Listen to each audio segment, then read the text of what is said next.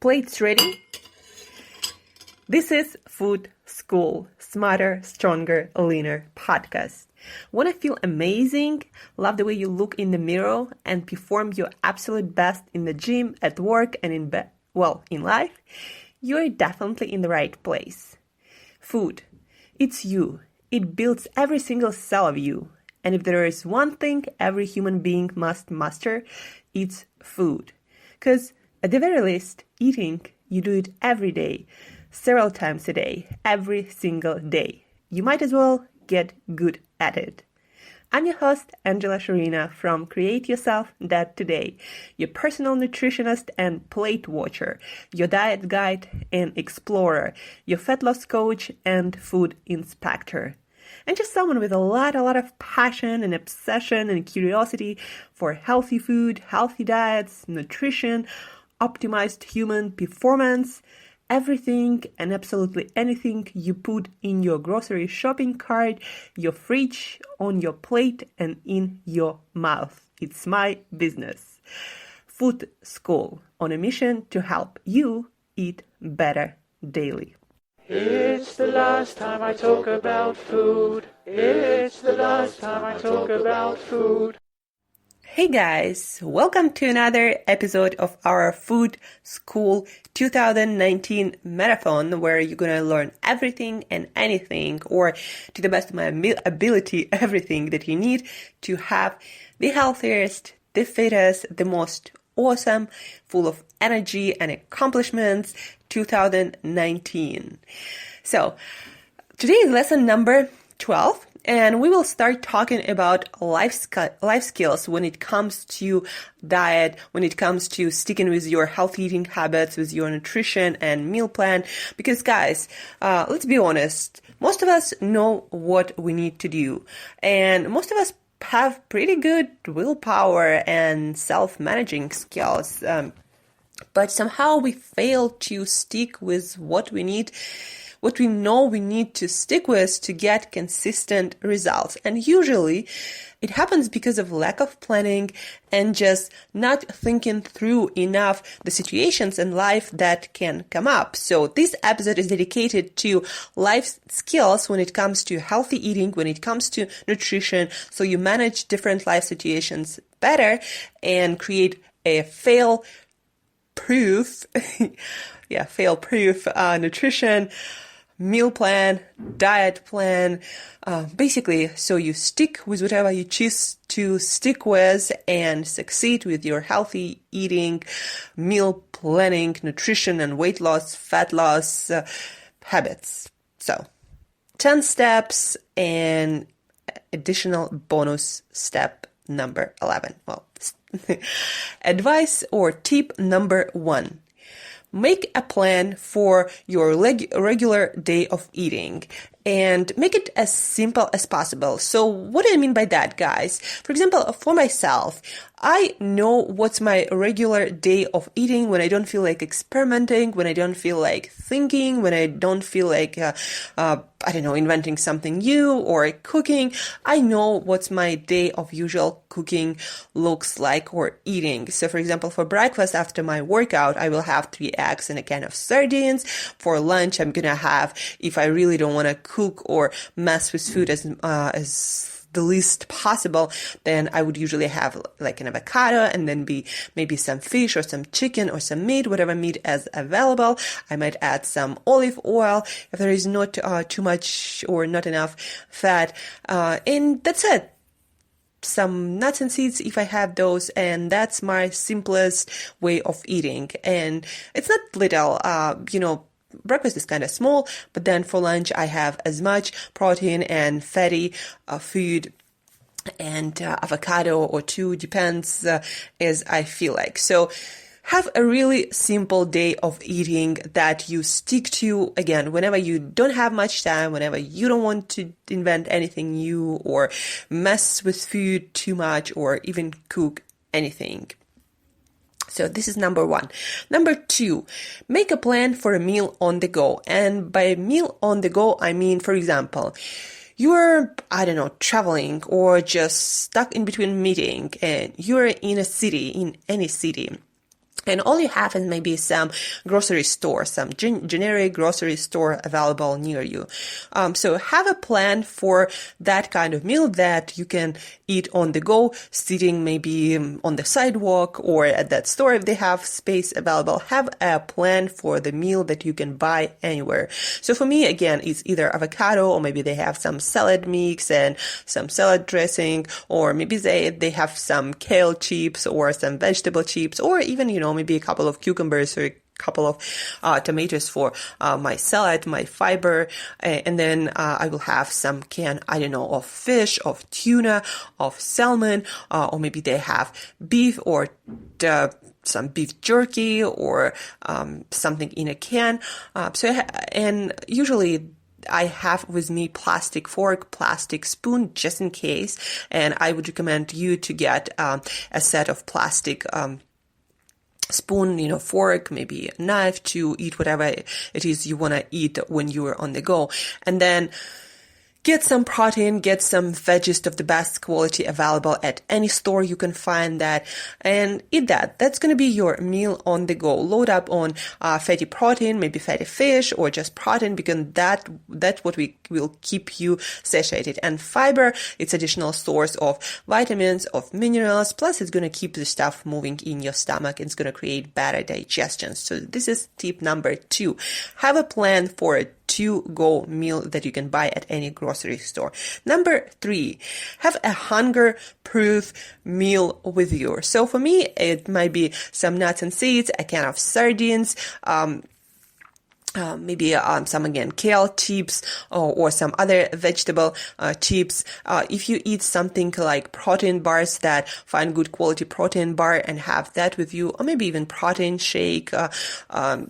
So have some meal that you have that doesn't require refrigeration, that can be stored for a longer period of time without any kind of refrigeration or mess, and have it with you. Or maybe have a couple of options. So, if you gotta have 2 meals, or if you're especially hungry, so you have that and you don't feel like you gotta rush somewhere to eat, or you gotta eat some crab because nothing is around. So maybe, again, have some nuts and seeds, have a piece of fruit, maybe some, again, vegetables, maybe a can of meat or a can of fish for your protein.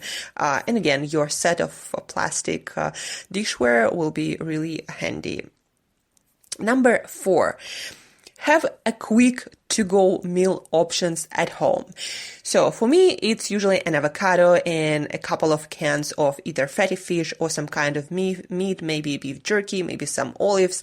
So have a kind of meal that you don't have to cook, you don't have to cut anything, you don't have to turn on your stove, something that you can have really quick when you don't have time for cooking, when you don't feel energy, when you don't have energy for cooking, but you're still hungry and you don't want to eat shit and sabotage your diet and your nutrition, healthy eating habits. That's really a lifesaver, guys. Have that kind of meal. Have a few portions of that meal. Again, stock up on cans of seafood and meat, protein kinds of foods, maybe beef jerky, they have in fish jerky, maybe some boiled eggs that you can store, maybe some Greek yogurt without sugar. Again, avocados are handy for your healthy fats, nuts and seeds, for your fiber also, maybe some cut veggies, have that in your fridge. So have a quick to-go meal that requires no cooking and almost no time, just time for eating it.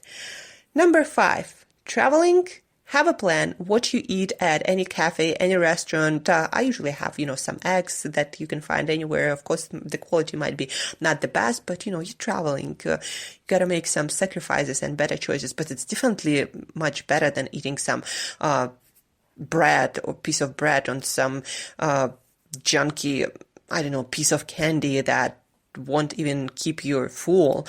So have your to-go plan that you can get at any cafe, any restaurant, or maybe or take food with you. Again, nuts and seeds are pretty handy to travel with. Maybe a protein bar, maybe a keto cookie. Something that you can easily travel with is super cool to satisfy your hunger, and so you could concentrate on your travel plans, enjoying your travel, and if it's business travel, on actual business, not on looking for food to eat or eating whatever and then suffering of low energy and cravings and indigestion and what's not. So number 6, have you a plan for to-go meal out? So if you have a business meeting, if you're out and have to get a meal at a restaurant and a cafe, always have a plan. So my plan is to get some kind of vegetables, some kind of protein, some kind of healthy fat.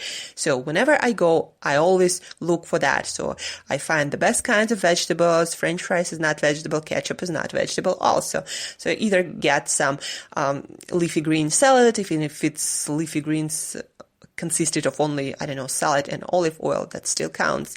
Maybe some steamed broccoli or Brussels sprouts or asparagus or cauliflower, whatever is available.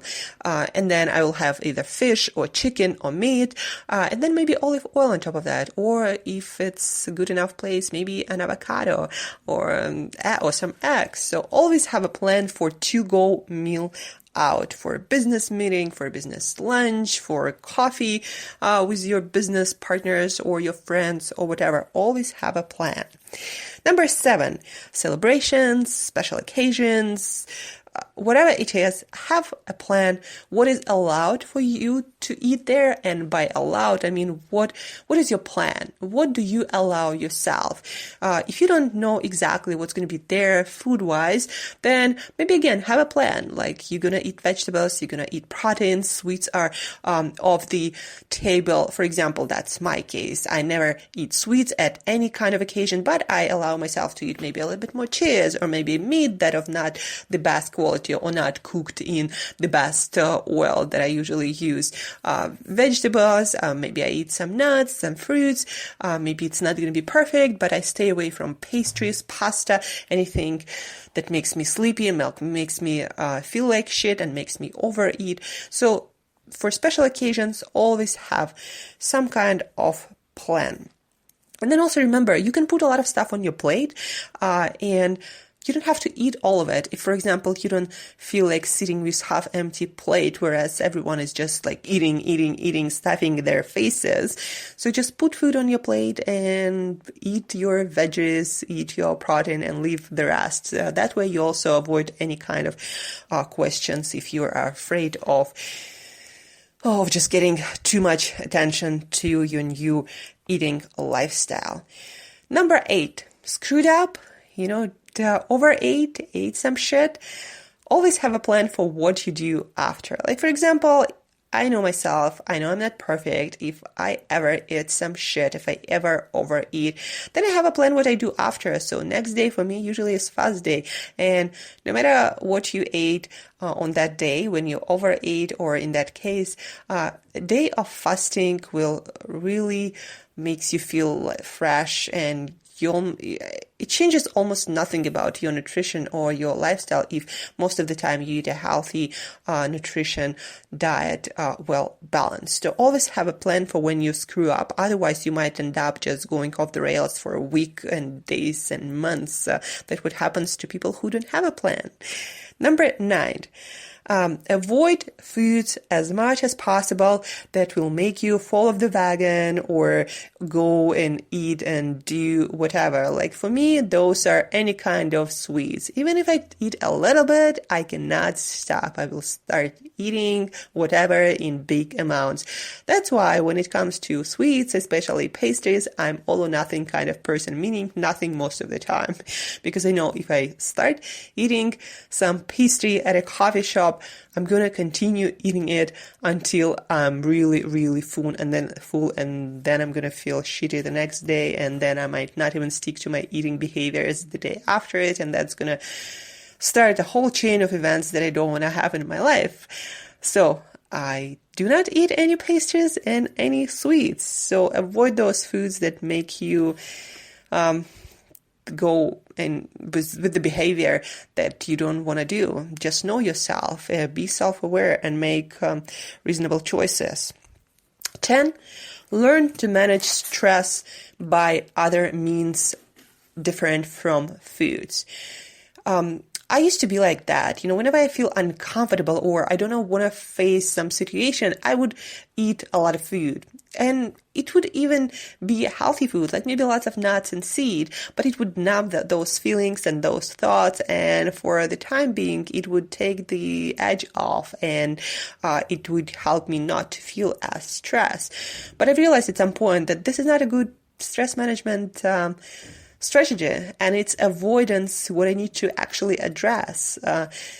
So at some point when I felt that discomfort again and I felt stress, I decided, okay, this time I'm not going to go and eat or numb myself with food. That is not a habit that I want to keep for life. So I sat down, I meditated, I asked myself what bothers me the most about the situation and how I can make it better, how I can address it, how I can feel at peace and relaxed. And I took the actions that I needed to take, and I let go of whatever was not in my sphere of influence.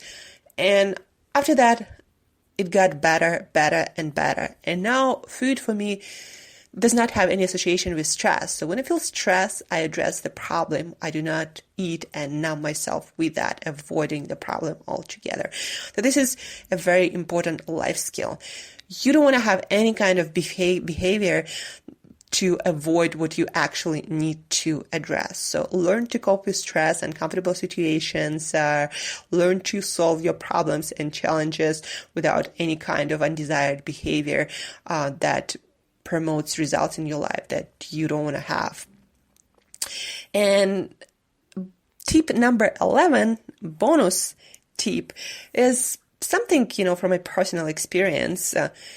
Whenever you have some habit that a lot of people don't understand, don't necessarily agree with, or feel threatened by it, like when you start new eating habits, and for example, your whole household have different habits, and maybe they don't want to address their habits, even though they might be harmful. They might try to persuade you to stick with your old behaviors and get back to your worth habits, eating habits, just because they didn't feel comfortable even thinking about that or talking about that. And they don't want to be around someone who actually does shit to improve the situation because they just want to do that, don't want to do that. So talk less about what you're trying to do. Put all of your energy into actions, and don't explain it to anyone. Don't try to make people agree with you. Don't try to get people's approval. Just talk less. Whenever somebody asks you why you don't eat this or that, say, I don't feel like eating it today. And that's it. That's going to end all the discussions. Don't say, I'm on this diet, or I'm doing that, or I'm doing this. Don't even go there to avoid any kind of confrontation. Just say, I don't feel like eating today, or I feel sick, even though it might not be true necessarily, but it's going to save you energy, and it's going to save you both energy, to you and that person asking, avoiding that confrontation. And you can both concentrate on something more pleasant, your communication with each other, your connection, not concentrating on differences that you might have, not creating additional challenges or maybe stress in the situation where it's not needed. So that's it, guys. Life skills are very important to sticking with and being successful at anything. So always have a plan. Not having a plan is a plan to fail. Those are probably my last words for today.